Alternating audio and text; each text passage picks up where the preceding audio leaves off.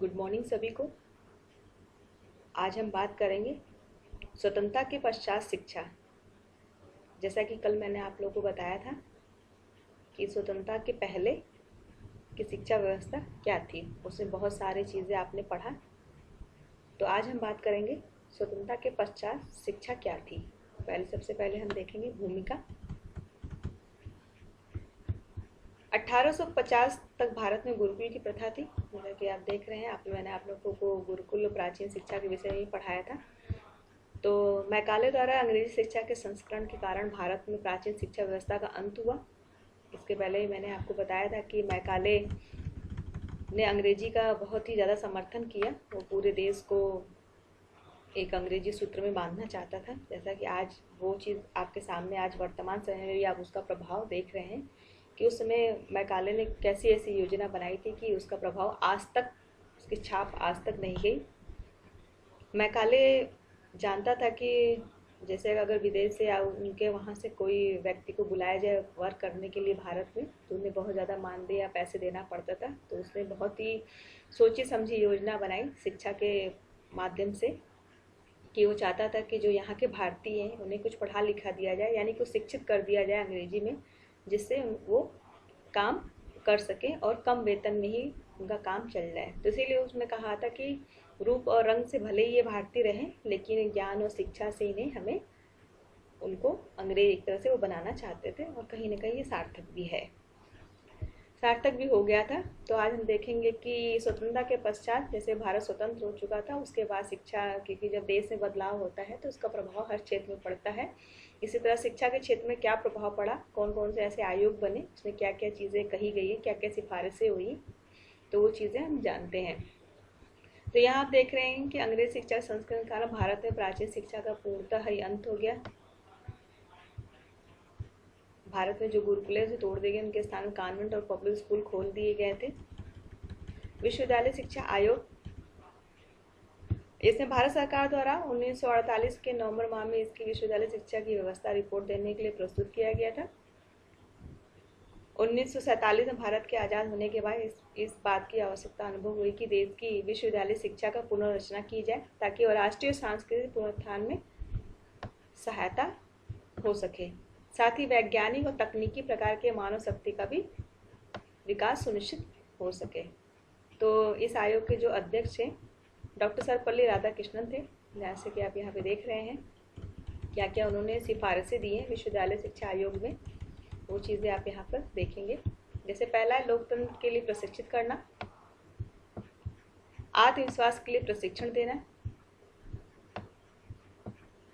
वर्तमान साथ ही अतीत की समझ के विकसित करना, यानी जो वर्तमान में चीज़ें थी उनको समझना और उस पर समझ विकसित करना और आगे क्या लेना है उस पर व्यावसायिक व पेशेवर प्रशिक्षण प्रदान करना, ज्ञान के विकास के द्वारा जीवन जीने की सहज क्षमता को जगाना, यानी ज्ञान का विकास कैसे हो, उसके साथ मानव कैसे जीवन अपना सहजतापूर्ण जी सके, अपनी सांस्कृतिक विरासत के उत्थान के लिए विद्यार्थी को इससे परिचित कराना, यानी जो हमारी सांस्कृतिक धरोहर है कहीं न कहीं उसको बचाना, उसका उत्थान करना और उसकी समझ विकसित करना। क्योंकि जब चीज़ें हम अडॉप्ट कर रहे थे, सब चीज़ें हम अडॉप्ट कर रहे थे, कहीं ना कहीं अपनी संस्कृति को भूलते जा रहे हैं। उसका आप आधुनिकरण आज के समय में वो चीज़ें आप देख रहे हैं कि हम अपनी संस्कृति को कैसे भूलते जा रहे हैं। फिर उसके बाद है माध्यमिक शिक्षा आयोग। 23 सितंबर 1952 को डॉक्टर लक्ष्मण स्वामी मुदालियर ने इसकी अध्यक्षता की, माध्यमिक शिक्षा आयोग की स्थापना की। उन्हीं के नाम पर इसे मुदालियर आयोग कहा जाता है। आयोग ने पाठचर्या में विविधता लाने के एवं मध्यवर्ती स्तर को जोड़ने के लिए त्रिस्तरीय पाठ्यक्रम की शुरुआत की, यानी कि माध्यमिक शिक्षा आयोग में ही त्रिस्तरीय पाठ्यक्रम की शुरुआत की सिफारिश की गई है। अब इसकी संस्कृतियाँ क्या क्या है वो आप देख लीजिए यहाँ पर कि त्रिस्तरीय पाठ्यक्रम की क्या क्या संस्कृति है। जैसे पहला है 4 या 5 वर्ष की प्राइमरी शिक्षा होनी चाहिए, सेकेंडरी शिक्षा को 2 भाग में बांट देना चाहिए, वस्तुनिष्ठ परीक्षण पद्धति को अपनाया जाए। जैसा कि आप देख रहे हैं आपके डीएलएड में भी ये चीज़ें हैं, वस्तुनिष्ठ प्रकार के भी प्रश्न आते हैं। संख्यात्मक अंक देने के बजाय सांकेतिक अंक दिया जाए, यानी कोडिंग सिस्टम हो जाए। आप देख रहे हैं ग्रेड प्रणाली भी है। उच्चतर माध्यमिक शिक्षा की शिक्षा के पाठ्यक्रम में एक मूल विषय कोर्स सब्जेक्ट रहे जो अनिवार्य रहे, जैसे गणित, सामान्य ज्ञान, कला, संगीत आदि, ये सब चीज़ जो कोर्स सब्जेक्ट है उसको भी उन्होंने अनिवार्य कर दिया है। आयोग की नियुक्ति के निम्नलिखित उद्देश्य थे। भारत की तात्कालीन माध्यमिक शिक्षा की स्थिति का अध्ययन करके उस पर प्रकाश डाला जाए। माध्यमिक शिक्षा के उद्देश्य के गठन एवं विषय वस्तु, विभिन्न प्रकार के माध्यमिक विद्यालयों का पारस्परिक संबंध, माध्यमिक शिक्षा का प्राथमिक, बेसिक तथा उच्च शिक्षा से संबंध, माध्यमिक शिक्षा से संबंधित अन्य समस्याएं, ये सब सारी चीज़ें आप देख रहे हैं यहाँ पर। फिर उसके बाद हम बात करेंगे कोठारी आयोग की, जो 1964-66 में बनाया गया था। सन 1964 में भारत की केंद्रीय सरकार ने डॉक्टर दौलत सिंह कोठारी की अध्यक्षता में स्कूली शिक्षा प्रणाली को नया आकार दिया गया, नई दिशा देने के उद्देश्य से आयोग गठन किया गया। इसे कोठारी आयोग का नाम दिया गया, इन्हीं के नाम पे जाना जाता है। डॉक्टर कोठारी उस समय विश्वविद्यालय अनुदान आयोग के अध्यक्ष थे। आयोग ने स्कूली शिक्षा की गहन समीक्षा प्रस्तुत की, जो भारत के इतिहास, शिक्षा के इतिहास में आज भी सर्वाधिक गहन अध्ययन माना जाता है। कोठारी आयोग 1964-66 राष्ट्रीय शिक्षा नीति आयोग भारत का ऐसा पहला शिक्षा आयोग था जिसने अपनी रिपोर्ट में सामाजिक बदलाव को ध्यान दिया। ये आपके एक तरह से क्वेश्चन भी है, अगर आपसे टैट, सुपर टैट है कहीं भी पूछे सामाजिक बदलाव की बात किस आयोग में कही गई है, तो वो कोठारी आयोग में बताया गया है। इनके सुझाव क्या क्या थे वो आप देखेंगे यहाँ पर। समान पाठ्यक्रम के जरिए बालक बालिकाओं विज्ञान और गणित की शिक्षा दी जाए, यानी कि पाठ्यक्रम एक रखा जाए, इसे भेदभाव न किया जाए, बालक और बालिकाओं दोनों के लिए गणित की शिक्षा देने की बात कही है। दरअसल समान पाठ्यक्रम के अनुसार बालिकाओं को समान अवसर प्रदान करने के लिए ये कहा गया है। ऐसा नहीं है कि बस बालिकाएं गृह विज्ञान ही पढ़े, मैथ ना पढ़े, साइंस ना पढ़े। इसी चीज़ों को, इसी अवगुण को ये दूर करने के लिए समान पाठ्यक्रम लागू करने की बात कही गई है। इसमें 25% माध्यमिक स्कूलों को व्यावसायिक स्कूल में परिवर्तित किया जाए, यानी कि जो माध्यमिक स्कूल है उसको व्यावसायिक स्कूल में 25% जो परिवर्तित कर दिया जाए, कि उसमें 25 जो प्रतिशत है उसको व्यावसायिक शिक्षा भी उसमें दी जाए। सभी बच्चों को प्राइमरी कक्षाएं मातृभाषा में शिक्षा दी जाए। जो हमारी प्राइमरी स्कूल की शिक्षा है उसका भाषा मातृभाषा ही होना चाहिए, बच्चों को मातृभाषा के माध्यम से शिक्षा दी जाना चाहिए। माध्यमिक स्तर यानी सेकेंडरी लेवल पर स्थानीय भाषाओं शिक्षण देने को प्रोत्साहित किया गया है, यानी कि जो माध्यमिक स्तर है, सेकेंडरी जो लेवल है, उसमें स्थानीय भाषाओं को शिक्षण देने पर बल दिया गया है। उसके बाद आप देखेंगे 1 से 3 वर्ष की पूर्व माध्यमिक शिक्षा दी जाए, यानी कि प्राथमिक में जाने से पहले 1 से 3 वर्ष को पूर्व प्राथमिक शिक्षा दी जाए। 6 वर्ष पूर्ण होने पर पहली कक्षा में नामांकन किया जाए। इसलिए आप देखते हैं कि जब आप गवर्नमेंट स्कूल में किसी बच्चे का नामांकन कराते हैं, एडमिशन लेते हैं, तो उसकी आयु 6 वर्ष पूर्ण हो जानी चाहिए। 6 वर्ष के पहले वो प्री प्राइमरी में वो शिक्षा ग्रहण करेगा। पहली सार्वजनिक परीक्षा 10 वर्ष की विद्यालय की शिक्षा पूरी कर लेने के बाद ही हो। यहाँ पे आप देख रहे हैं। फिर उसके बाद आप देखते हैं विषय विभाजन कक्षा 9 से बदले जाए, कक्षा 10 के बाद हो। जैसा ये आप देखते हैं कि आप जब हाई स्कूल में जाते हैं तो वहाँ से आपका स्ट्रीम चेंज हो जाता है, आप आर्ट साइंस और साइंस साइड ले लेते हैं, तो यहीं पे ये बात कही गई है। उच्च शिक्षा में 3 या उससे अधिक वर्ष का स्नातक पाठ्यक्रम हो और उसके बाद विविध अवधि के पाठ्यक्रम हो, यानी जो आप स्नातक की परीक्षा, जो स्नातक पाठ्यक्रम जो आप पढ़ते हैं, जो उसमें कोर्स करते हैं, उसमें 3 वर्ष की बात कही गई थी उस समय। जैसा कि आप देख रहे हैं आज भी उसको लागू किया गया है। माध्यमिक विद्यालय के 2 प्रकार के होने चाहिए, उच्च विद्यालय और उच्चतर विद्यालय। ये जो माध्यमिक विद्यालय है उसमें 2 प्रकार के विद्यालयों की इन्होंने बात कही थी, उच्च और उच्चतर। कॉमन स्कूल सिस्टम लागू किया जाए तथा स्नातकोत्तर तक की शिक्षा मातृभाषा में दी जाए, यानी कॉमन स्कूल सिस्टम की बात यहाँ पे कही है। स्नातकोत्तर यानी पीजी तक की शिक्षा मातृभाषा में देने की बात कही गई है। शिक्षा की आर्थिक, सामाजिक और व्यवसायिक स्थिति सुधारने पर यहाँ पर बात कही गई, यानी इसमें छात्र के साथ साथ शिक्षक की भी व्यवस्था के बारे में बात कही गई। जो शिक्षक वहाँ पढ़ा रहा है उसकी सामाजिक और आर्थिक व्यवसायिक स्थिति में सुधारने पर बल दिया गया है।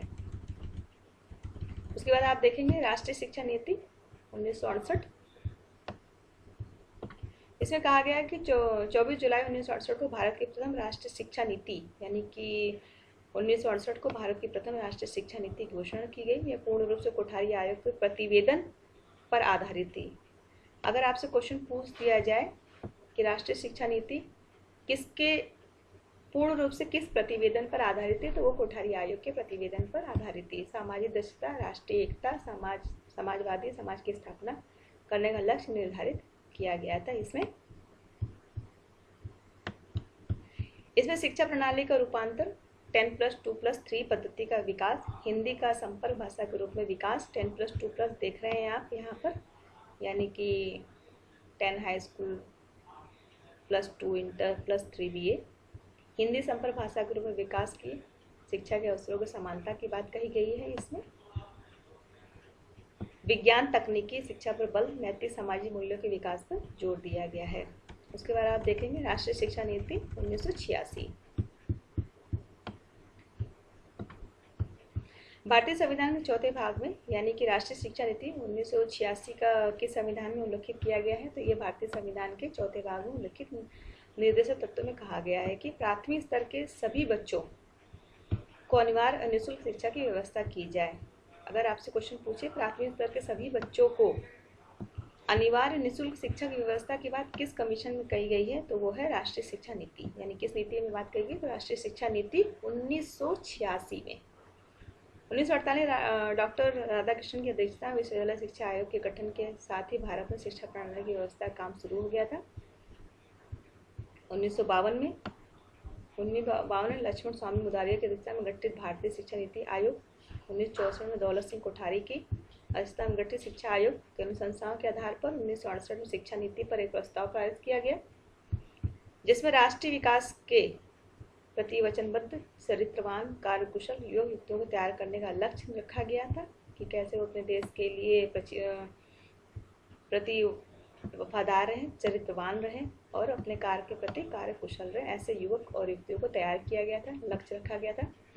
1986 में नई राष्ट्रीय शिक्षा नीति लागू की गई थी, जो अब तक चली आ रही है। इस बीच राष्ट्रीय शिक्षा नीति की समीक्षा के लिए 1990 में आचार्य राममूर्ति की अध्यक्षता में समिति का गठन किया गया। यानी जो ये चीज़ें बन रही हैं उसकी जो समीक्षा कैसे हो सकती है कि इसमें क्या और बदलाव होना चाहिए, इसका गठन किया गया 1990 में।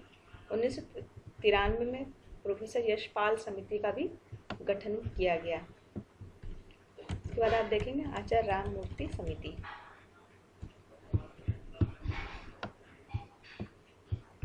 विश्वनाथ प्रताप